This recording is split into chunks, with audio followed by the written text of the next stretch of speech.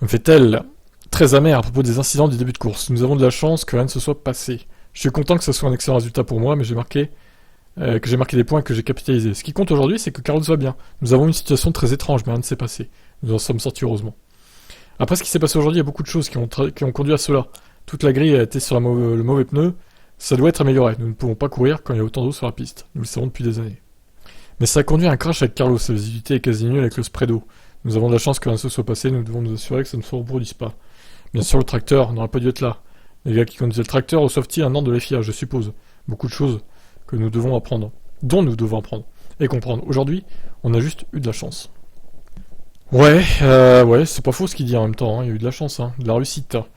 Aucun drame s'est passé. Bon après, est-ce qu'il fallait... Alors, posons-nous la question.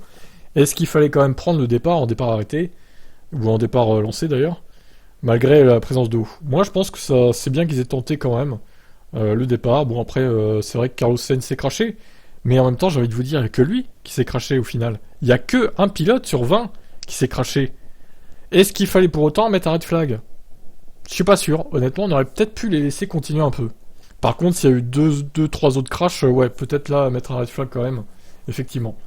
Mais pour la première partie de course, ça m'a pas choqué qu'ils lancent la course malgré la présence d'eau, personnellement. Et je dirais même qu'ils ont tardé un petit peu trop à relancer cette course. Au final, on aurait peut-être pu gagner 15-20 minutes.